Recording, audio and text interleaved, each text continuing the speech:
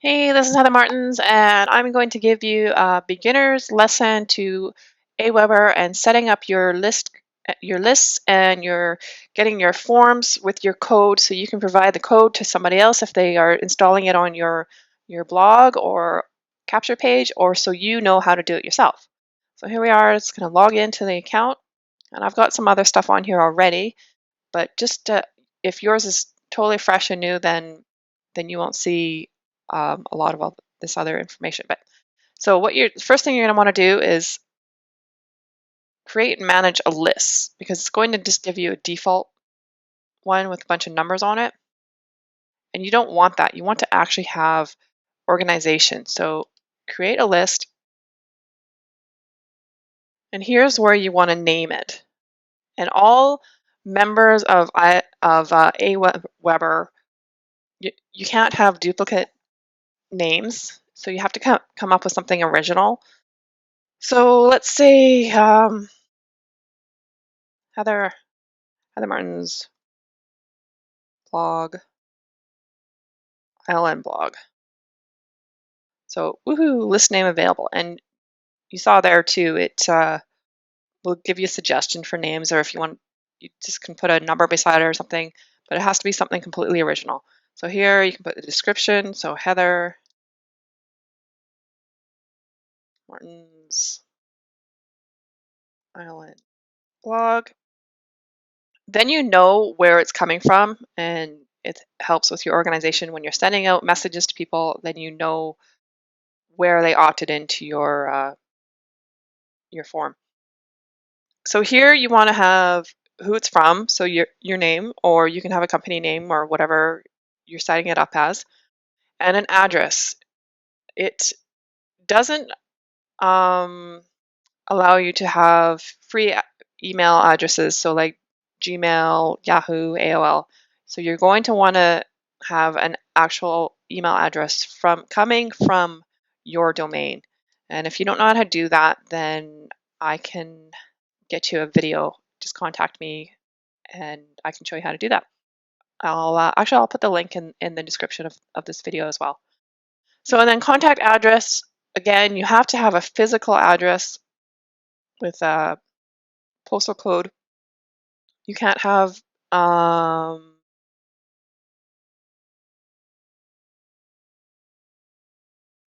boxes are permitted. Okay, so if you don't want somebody to know your physical address and you have a PO box, then you can do that as well. So it's just to show that you're legit and everything.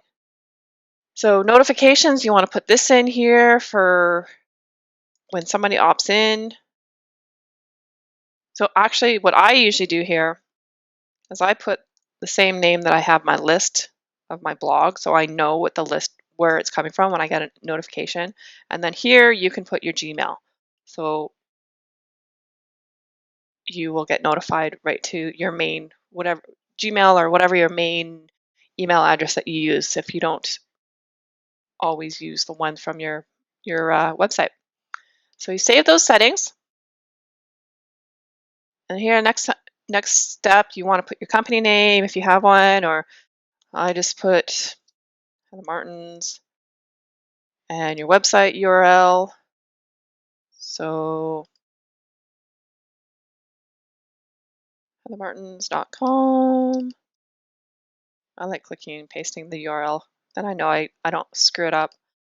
And then you can have here whatever, if you want to put some contact information or just a nice little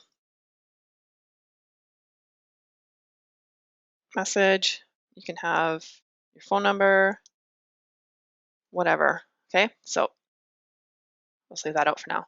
And then here you can upload your photo. You want to have a smaller photo because this is what they're going to, I'm not going to do that right now. It'll take too long to find on my computer, but this is what they're going to see when they opt in. They're going to see a picture of you. So you want to have a small photo of yourself or your logo, and that would be good. So I was going to find this one, but that is pretty easy to do. So you can do that. Social media sharing. I personally, I had this set up for some other lists I was doing, But I don't use it anymore because I personally like to control what I'm posting on my social media. So and I wasn't liking the way Aweber was posting it to click on a link that goes to a full page. I don't know. For some things, it works really good. So I would suggest testing it out and see if you like it, if you like how it works. Me personally, I don't use it. And global snippets, that's a whole nother advanced thing. So we won't get into that right now. So save the settings.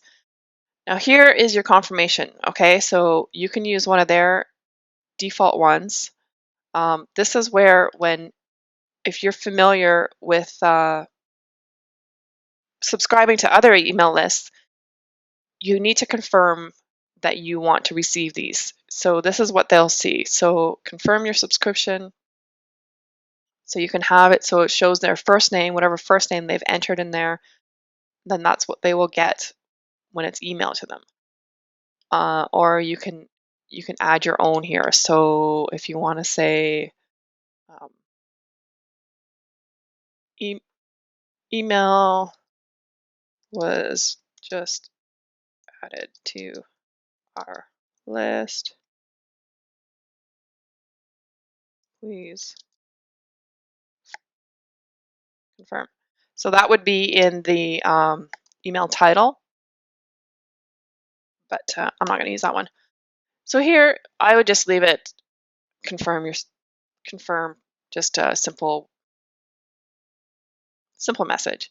So here as well, you want to personalize this. So we received your request information from HMILN blog. People will be like, what is that? So take the list name out there and say from Heather, or don't say from Heather. It's not from me, but you know what I mean. Put your name in there or wherever you're wanting them to say that it's from. It's not a group. Just Heather Martins from Heather Martins. Okay, so just make it personalized. You can add to it a great thing to do that you can go through ones that you've opted into and see what their message is, and you can go off of that because some people come up with some really clever things. And then this will be in their email that they will have to confirm. And then here you can add looking forward, just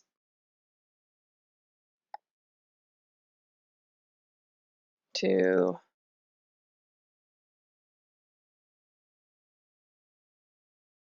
you can add something really fun there. And again, if you want to add their first name or whatever, you can add that there. So it would say, Susie, looking forward to sending you great info. You know what I mean? So there you go. Require opt-in, yes. Success page. Okay, this is where once they've opted in, you can redirect them to something. So for instance, if you want them to go to an affiliate link, this is where you can put that in there too. So say your homepage for ILN or wherever else you'd like to redirect them to. So you go to your affiliate login.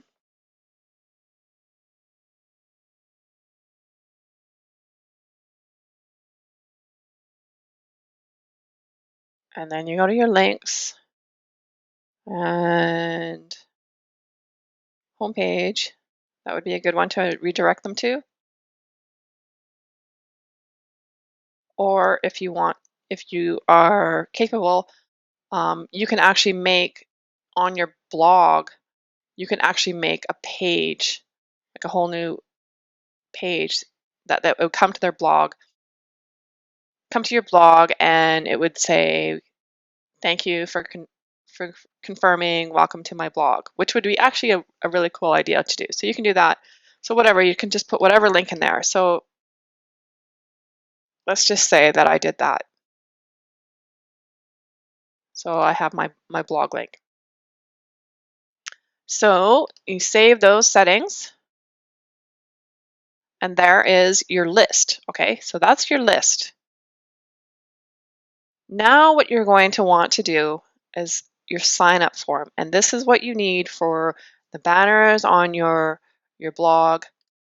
So like right here, the opt-in banner, or down here, this opt-in form here. This is the information that you're going to want to set up. Okay, so sign up forms. So here is where you want to put the form name. So I would put, say ILN blog banner. So I know where it's coming from. You don't need to enable Facebook because there is no Facebook opt-in on here. So you don't need that. Then the thank you page. Now this is where you want the custom page. Okay, this is the important part. Okay, so this is where you want to go get your affiliate link. Okay, so you go to your affiliate office and this is where you want them to redirect. So your home page, or if it's for GRN and you want them to go to the discovery page, those are the two that I recommend. So this is where you want to just enter it in there, and then that way, after they fill out this form, that will take them directly. They will go to, oh, this is the new capture form that Vincent and Clifton made. Okay, cool. So that's awesome too. So it's 2 steps there, but that's okay. So they put in their email again, and then that takes them to the home page, which would then link to your affiliate link, and you would get credit for it if they purchased right then and there. So that's cool. So then if they've already subscribed, I would still have a URL in there, because when they've already subscribed, you don't want them just going to a page that says, you've already subscribed, and then they're like, well, what did I subscribe to? And they don't even know. Always have them redirect to something. So you can have them go to your blog. So just on the second one,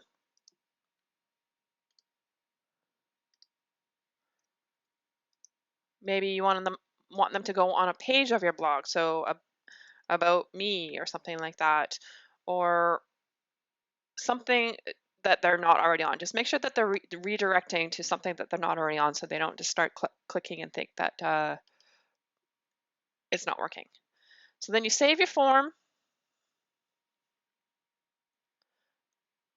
So that's all good. Go to step 3. So this is now where you will click, I will install my form. You can also have, if you're working with me and you want to just send it to me, you can put my email address in there and it'll send me the code that I need, which is super simple and easy to do. Or this is the code that you want to provide, or yourself, if you're filling in the information yourself, this little short code here, you will just copy and paste it. So when you are in your dashboard,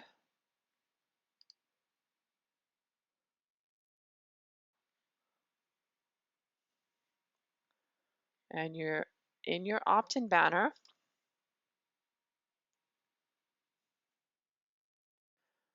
this code right here is where you paste it. I'm not going to do it right now because then that'll screw up this one, but that is it. And then if you want to, if this should come up name, and this should come up email, and if you have the phone number on there, then that will come up as well. So that is it for Aweber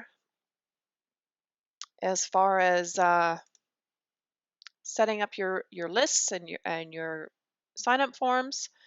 And then after that, you can have a follow-up message, which is really good to do.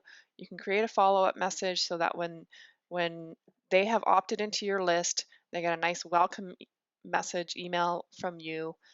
And then from then on, you can just create broadcasts.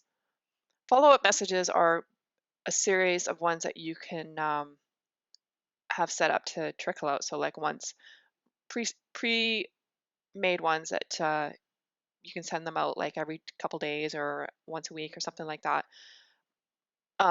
Broadcasts are messages. Say you have something exciting to share, some news, some new news, so you can create a broadcast with a message to them. Blog broadcasts are when you make a blog post, you fill in all your blog information here, so your URL, RSS feed, and you can do a little design template and everything, and it will pull your latest blog post. So every time you make a blog post, it will get sent to that particular list as well automatically. You can set the time, so how often, send immediately. You can go through all that. So that's advanced things that you can have set up as well with your Aweber. But yeah, so enjoy your forms and your lists, and it's pretty simple if you just do the basic things with it. And it's really important to have to build your email list as well and keep in communication with them. Okay, cheers. This is Heather Martins. We'll talk to you soon. Feel free to contact me if you have any questions or if you're getting stuck in a spot. Okay, thank you. In today's quick online tutorial, we're going to deal with Aweber Communications email autoresponder service. We're going to show you how to set up a delayed email pop-up or lightbox on your website. We're also going to show you how to adjust the settings to show the pop-up on exit. And most of all, we're going to show you a couple of best practices on how to use these things. So let's take a look on how to do this.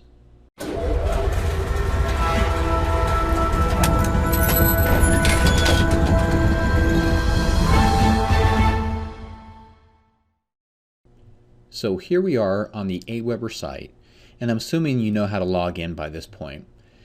To navigate over to the web forms, you're going to look at the web forms navigation tab on the upper right hand side, and then it'll bring up this page right here.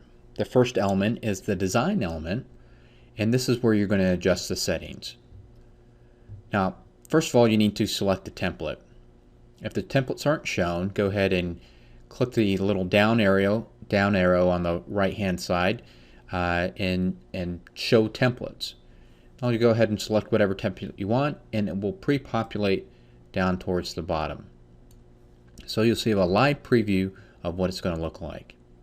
Now the next thing you need to do is go over here and select the type of email opt-in form that you want. Since we're specifically talking about pop-ups and light boxes, we're going to select the light box. Now to change the delay settings, you would have to come over here to the advanced section. So look for the advanced with the double arrows pointing down and click on that.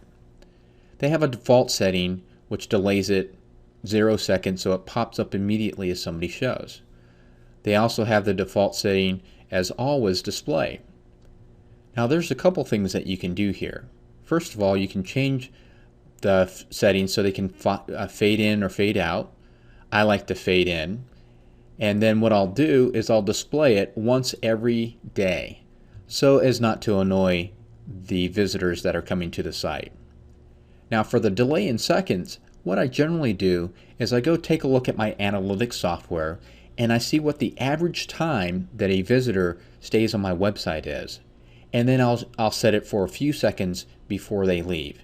This way I'm getting the maximum effect that they're actually going through and taking a look at my site and building value in the content that I have there, or receiving the value in the content that I've provided on the blog or website. By then they should have been able to make a decision on whether or not they would like to receive more information from me. So this is the best practice tip that I can give you. Now if you want to do it on exit, you can actually do it from the lightbox setting. You want to go over to the pop-ups, which you see opens in a new window and is blocked by most internet browsers. Unfortunately, this is the only way that Aweber right now allows to do this. So what you can do is now on the default settings you can choose exit pop-up. And on the pop-up, you can of course do this once, always display, or every other thing that's on there. Those settings remain the same.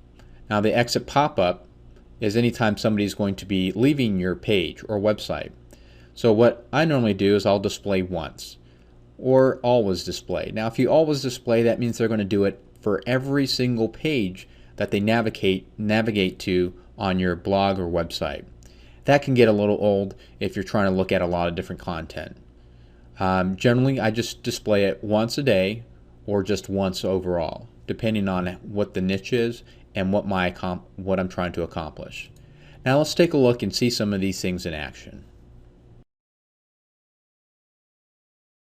So here we are over at a blog called The Watering Mouth. And as you see, she has her opt-in form over here on the right-hand side in the sidebar. This is very common. This person, Cherry, has put a delay on the pop-up, so it'll show up in about 20 seconds. Now, what we'll do is we'll be able to navigate along and start reading the content that's on this blog. Ooh, look, edible cookie cups, my favorite. And then the pop-up will appear. So now you see that the pop-up has come up. You can see by this awesome picture that she has that people are really enthusiastic when they sign up. So let's have an awesome day. So this is an example of the Lightbox pop-up that came up. So now you know exactly how to set up a delay on the email pop-up and also how to show the pop-up on the exit. And of course I mentioned a couple of the best practices, which you want to go to your analytics just to review and check out to see how long people stay on your site, and then set that delayed pop-up so it happens right before the average time somebody leaves the site. And then of course to set it so it's only showing once a day so as not to annoy the visitors. So I hope you enjoyed this video tutorial. So if you like this video, you can also check us out on Facebook. Really, see that URL right there? Or just do a search for Video Vault System. We have a lot of things on there. You can learn a lot. You can have a lot of fun. Video Vault System on Facebook. Check us out.